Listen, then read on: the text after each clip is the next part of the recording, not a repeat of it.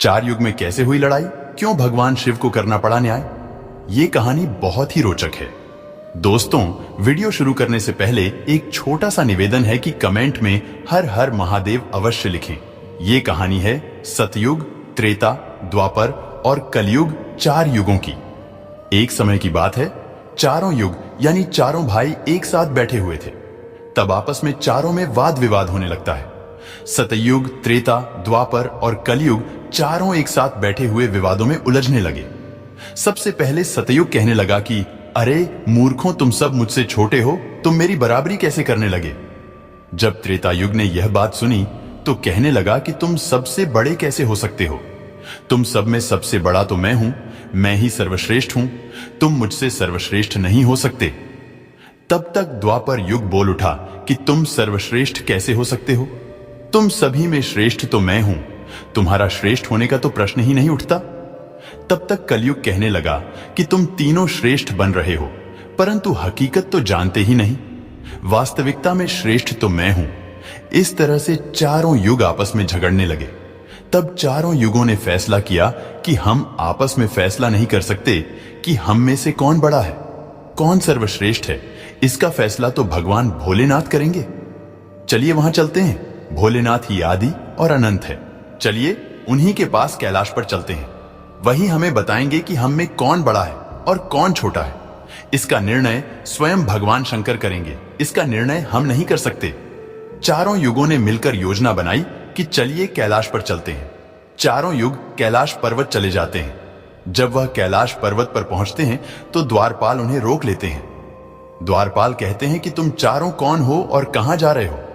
तो चारों युग कहने लगे, हे द्वारपाल, हम भगवान शिव से मिलना चाहते हैं, उन्हें हमारी आने की सूचना दीजिए। स्वयं नंदीश्वर महाराज भगवान शिव के पास आए और भगवान शिव से कहने लगे, हे प्रभु, है कैलाशपति, आपसे चारों युग मिलना चाहते हैं।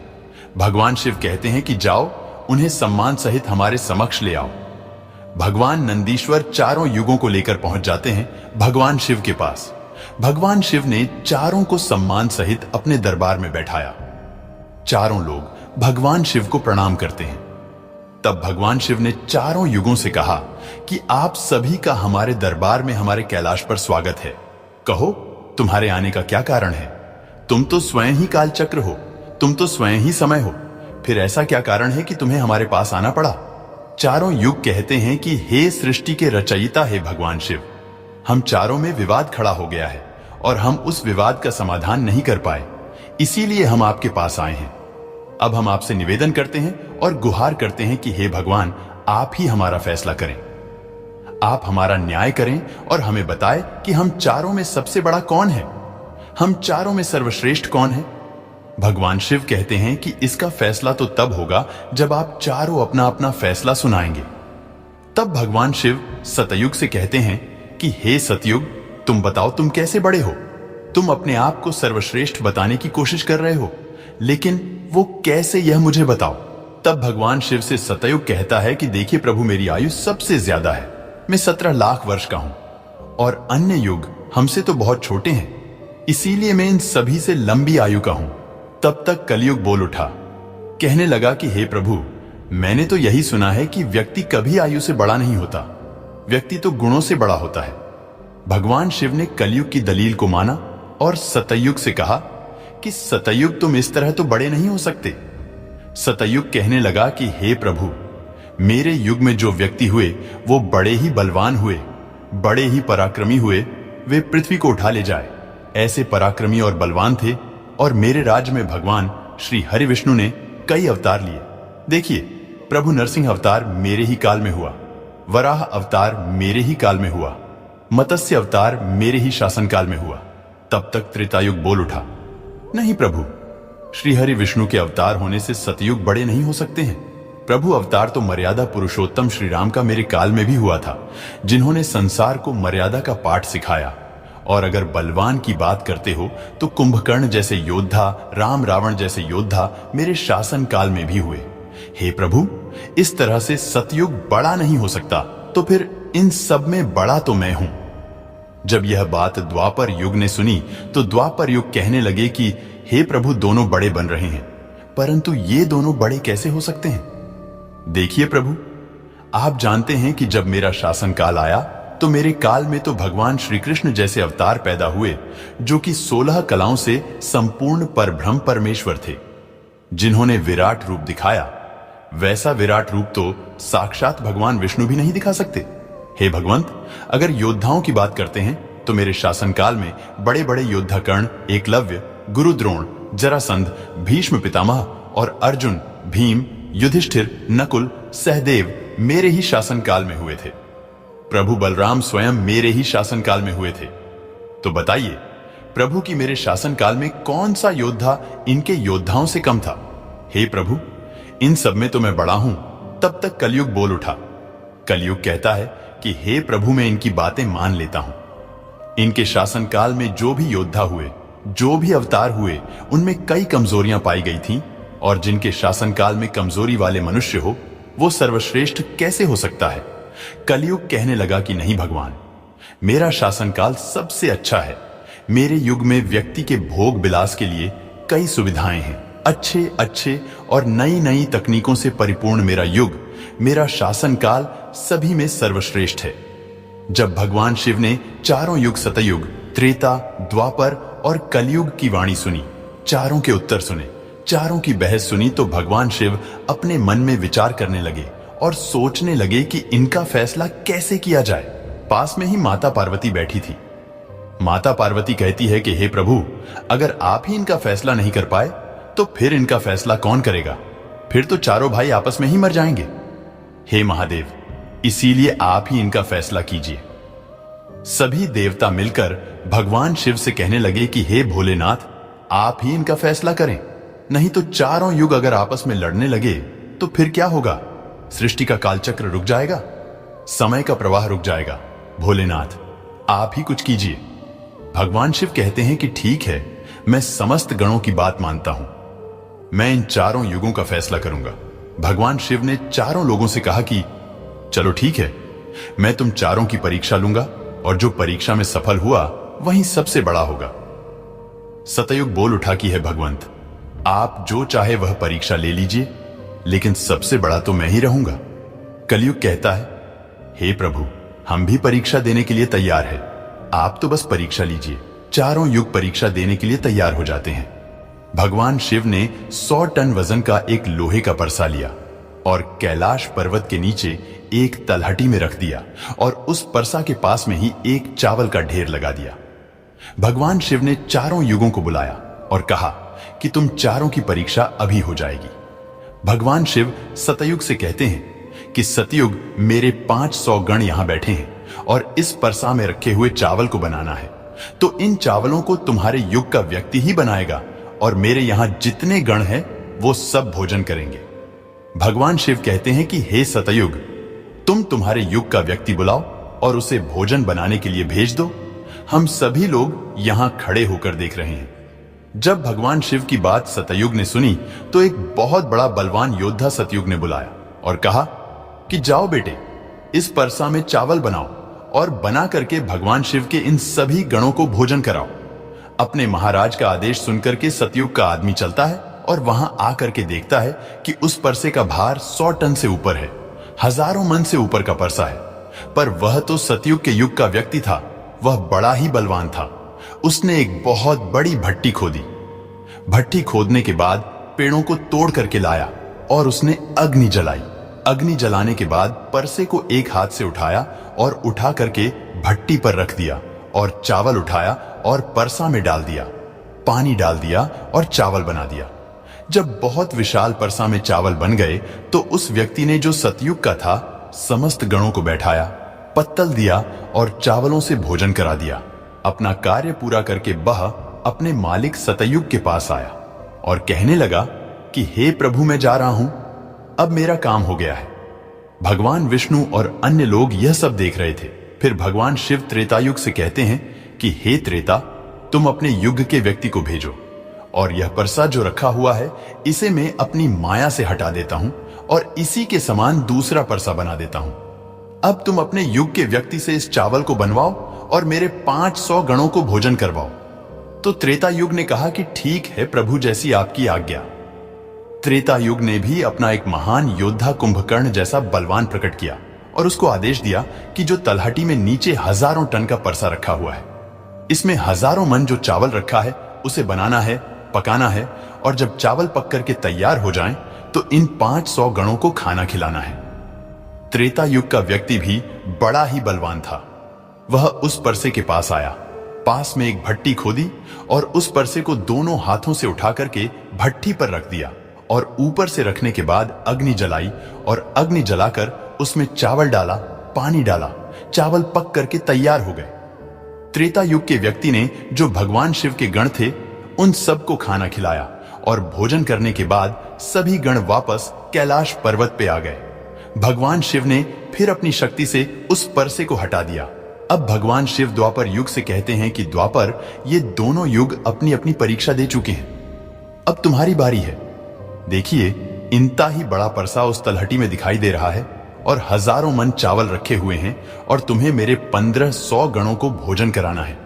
द्वापर कहने लगा कि ठीक है प्रभु, आपकी जैसी इच्छा मैं पूरा प्रयत्न करूंगा कि मेरे युग का जो व्यक्ति है आपके सभी गणों को खाना खिला सकें।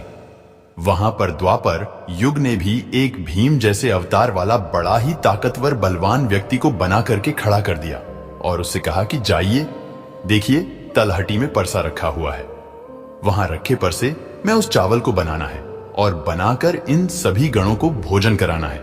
वह व्यक्ति कहता है कि ठीक है प्रभु, जैसी आपकी आज्ञा। द्वापर युग का व्यक्ति चला जाता है। वह देखता है कि परसा आकार में बड़ा है, उठाने में ताकत लगानी पड़ेगी। उसने भट्टी खोदी और लकड़ियों की व्यवस्था की और उस परसे को दोनों हाथों से उठाया, क्योंकि उसे सतयुग और त्रेता युग के व्यक्ति आराम से उठा सकते थे, लेकिन उसे बहुत ताकत लगानी पड़ी।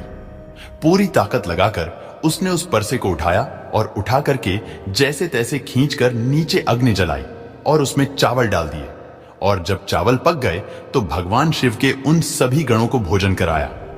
खाना खिलाने के बाद वह द्वापर युग का व्यक्ति अपने मालिक के पास आता है और कहता है कि प्रभु, मैंने अपना काम कर दिया। वहां पर द्वापर युग उससे बहुत खुश हुआ और कहा, शाबाश, अब तुम जा सकते हो। अब भगवान शिव कहते हैं कि हे कलयुग, अब तुम्हारी बारी है। जो परसा तुम देख रहे हो उसका वजन कम नहीं होगा, उसका वजन उतना ही रहेगा, हजारों टन। लेकिन जब तुम्हें परीक्षा देनी है तो मानने को तैयार नहीं थे कि तुम सबसे छोटे हो, लेकिन तुमने तो माना नहीं। तुम्हारे आदमी की आयु भी मात्र 100 वर्ष है, जबकि अन्य लोगों की आयु बहुत अधिक होती है। सतयुग के मनुष्य की आयु 1,00,000 वर्ष होती थी, त्रेता युग में 10,000 वर्ष होती थी और द्वापर युग में 1,000 वर्ष होती थी। और हे कलयुग, तुम्हारे शासन में मात्र 100 वर्ष ही है और तुम्हारा आदमी भी छोटा है। जब भगवान शिव की बातें कलयुग ने सुनी तो कलयुग कहता है कि प्रभु ठीक है, मैं आपकी बात मानता हूं, लेकिन पहले ही आप मुझे इस तरीके से हताश मत कीजिए। प्रभु, आप तो एक न्याय करते हैं, सबको मौका दिया जा रहा है। हम भी परीक्षा देकर देखेंगे, यदि हमसे नहीं हो पाया तब जाकर हम मानेंगे। भगवान शिव कहते हैं ठीक है, तुम अपना आदमी बुला लो। फिर भगवान शिव कहते हैं कि यह परसा देख रहे हो, हजारों टन का है, वहां चावल रखा है। यह हजारों किलो टन का परसा है और इसमें इतने सारे चावल रखे हुए हैं, तुम्हारा व्यक्ति क्या करेगा? कलयुग कहता है कि ठीक है प्रभु, आप मेरा तमाशा तो देखिए। तीनों युग हंसने लगे। भगवान शिव भी उसकी बात को सुनकर अचंभित थे। भगवान शिव सोच रहे थे कि क्या कलयुग का व्यक्ति इतने हजारों किलो टन के परसे को उठा पाएगा? कलयुग ने बड़े ही बुद्धिमान व्यक्ति को पैदा किया। बड़ा ही तीव्र व्यक्ति था, बहुत ज्यादा सोचने वाला व्यक्ति था। सभी गुणों से संपन्न व्यक्ति को कलयुग ने पैदा किया और पैदा करके व्यक्ति से कहा कि बेटे, तुम्हें अपनी शक्ति दिखानी है, परीक्षा का समय है। यदि तुम इसमें असफल हो गए तो मैं सबसे छोटा हो जाऊंगा। वह व्यक्ति अपने महाराज से कहता है कि महाराज, आप इस एक परसा की बात करते हैं, ऐसे हजारों परसा हमारे सामने हो तो भी परेशानी नहीं है। जब उस व्यक्ति की बात को तीनों लोगों ने सुना तो वह हंसने लगे। कह रहे थे कि छोटा सा व्यक्ति जिसकी लंबाई मात्र 3 हाथ है, यह क्या करेगा, जबकि हमारे युगों के मनुष्यों की लंबाई तो बहुत हुआ करती थी। यह बात बिल्कुल सच है। सतयुग के लोगों की लंबाई 21 हाथ और त्रेता युग के व्यक्ति की लंबाई 14 हाथ और द्वापर युग के व्यक्ति की लंबाई 7 हाथ थी और कलयुग के व्यक्ति की लंबाई लगभग 3 हाथ होती है। तीनों युग बड़ी जोर जोर से हंस रहे थे। कलयुग कहता है कि आप बस देखते रहिए, मैंने अपने लड़के को भेज दिया है। कलयुग का आदेश पाकर के वह कलयुग का तीव्र बुद्धि वाला व्यक्ति उस तलहटी में आया।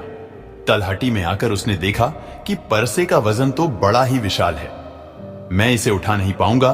तो उस व्यक्ति ने दिमाग लगाया, उस परसे के नीचे मिट्टी खोदना शुरू कर दिया। परसा तो उसने हिलाया भी नहीं और उसके नीचे भट्ठी खोदकर तैयार कर दी। लकड़ियों की व्यवस्था करने में उसे तब थोड़ा सा भी समय नहीं लगा, क्योंकि लकड़ियां वहीं रखी हुई थी। उसने उन लकड़ियों को उठा लिया और उस भट्ठी में आग जला दी। परसे में चावल डाला, पानी डाला और बस कुछ ही समय में चावल पक करके तैयार हो गए। वह कलयुग का व्यक्ति कितना दिमाग वाला था, उसने कुछ भी नहीं किया। परसे के नीचे भट्ठी खोदी और उसमें आग जला दी, चावल को डाल दिया और चावल में पानी डाला और चावल पक भी गया। जब चावल पक गए तो भगवान शिव के गणों को एक कतार में बैठा दिया। उन गणों से कहा कि आप मेरा साथ दें और आप इस चावल को आपस में परोस दीजिए। भगवान शिव के 4 विशाल गण चलते हैं और उन चावलों को बाल्टियों में भर भर के सभी गणों को परोस दिया। तब कलयुग कहता है कि अब आप सब भोजन कर सकते हैं। भगवान शिव के सभी गण खुशी खुशी भोजन करते हैं। कलयुग के मनुष्य ने उन 4 शेष बचे गणों को भी भोजन कराया। भोजन कराने के बाद उस परसे को साफ किया और परसा वहीं छोड़ दिया और उसका काम पूरा हो गया। वो अपने महाराज कलयुग के पास आया और आकर के कलयुग से कहा कि हे प्रभु, मैंने आपका काम कर दिया है। कलयुग बहुत खुश था, कहने लगा, शाबाश, आपने मेरी लाज रख ली, आपने मेरी परीक्षा पास कर ली। भगवान शिव और तीनों युग देखकर अचंभित रह गए। कलयुग कहने लगा कि हे भगवान शिव, अब आप निर्णय कीजिए कि हम में से बड़ा कौन है। भगवान शिव मन में विचार करने लगे और सोच करके जवाब दिया। भगवान शिव कहते हैं कि मैंने तुम चारों की परीक्षा देखी। जब सतयुग का व्यक्ति आया तो उसने अपनी ताकत लगाई और ताकत लगा के परसे को उठा करके अग्नि पे रख दिया और स्वयं ने ही मेरे सभी गणों को चावल परोसा। जब त्रेतायुग की बारी आई तो उस व्यक्ति ने भी बिल्कुल ऐसा ही किया। परसे को उठाया, भट्ठी पर रखा, उसमें चावल डाला, पानी डाला और उसे पकाया और सबको खिलाया। और इसी तरीके से द्वापर युग के व्यक्ति ने भी किया। परंतु आपने देखा कि मात्र 3 हाथ का व्यक्ति, इसकी बुद्धि देखिए कितना विशाल परसा था, शायद उसे हिला भी नहीं सकता था। उसने उस परसे में चावल बना लिया। मेरे इतने गण थे कि अगर वो बाल्टियों से परोसता तो वो शायद परेशान हो जाता। तो देखिए, उसने उनमें से ही 4 गण अपनी सहायता के लिए बुलाए और चारों गणों से भोजन परोसवाए और स्वयं बैठा रहा। यह तो बड़ा बुद्धिमान व्यक्ति हुआ। यह तो बड़ा ही बुद्धिमान युग हुआ। भगवान शिव कहते हैं कि कलयुग बड़ा ही बुद्धिमान व्यक्तियों का युग होगा। इसमें मशीनों का आविष्कार होगा, बड़े बड़े दिमागधारी होंगे। भगवान शिव कहते हैं कि तुम सब युग जैसा शासन करते आए हो। ठीक है, माना तुम्हारे युगों में मनुष्य धार्मिक हो, लेकिन तुम्हारे युग के व्यक्तियों में बुद्धि का अभाव था। उन्होंने कभी अपनी बुद्धि का उपयोग नहीं किया। नहीं तो कुंभकर्ण, रावण, इनके जैसे महान योद्धा जिनको मारने के लिए स्वयं भगवान अवतार ले लेकर आए, और वे इतना मूर्ख थे, यह नहीं जान सके कि यह भगवान है, यह सृष्टि के रचनाकार हैं, और उनसे युद्ध किया और सभी के सभी मारे गए। कलयुग के व्यक्ति को देखो आप, वो कितना बुद्धिमान है, और आगे आने वाले युगों में, आगे आने वाले कलयुग के राज में वैसे ही बुद्धिमान व्यक्ति देखने को मिलेंगे। तो भगवान शिव ने फैसला किया कि तुम चारों में सबसे बड़ा कलयुग होगा। कलयुग मशीनों का युग होगा। कली का नाम है मशीन और युग माने समय। कलयुग मशीनों का समय होगा। इस समय बड़ी बड़ी मशीनों का आविष्कार होगा, जो कि सतयुग, त्रेतायुग और द्वापर युग में नहीं हो पाएगा। भगवान शिव की बातें सुनकर वह चारों युग भगवान शिव की बात मान लेते हैं और चारों युग अपने अपने धामों को और अपने अपने राज्यों को लौट जाते हैं। इस प्रकार भगवान शिव ने चारों युगों का फैसला किया। दोस्तों, उम्मीद करता हूं जानकारी आपको पसंद आई होगी। अगर वीडियो पसंद आया हो तो दोस्तों कमेंट बॉक्स में हर हर महादेव जरूर लिखे। मिलते हैं आपसे अगले वीडियो में।